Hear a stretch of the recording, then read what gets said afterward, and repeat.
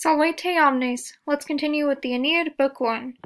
Intus aquae dulces vivoque sedilia saxo, nymparum domus, hic fessos non vincula naves ulla tenent, unco non alligat ancora morsu.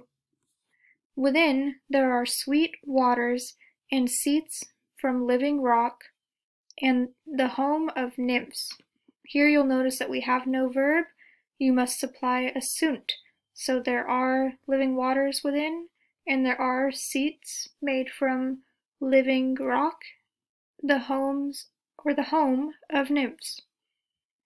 Here, not any chains hold the tired ships, and no anchor binds them with a hooked bight.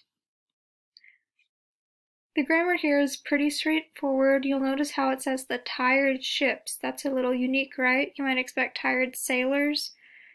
So perhaps the ships are metonymy for sailors, or perhaps the ships collectively mean the sailors on them. Or maybe even it's just describing the ships are tired and worn out from the beating that they received from the storm. So that's something to consider. And this is just continuation of the scenery within the island, or not the island really, more like the inlet. There are sweet waters, seats from living rock, the home of nymphs. It's just describing the natural beauty. And now we get to how the ships are coming into Carthage.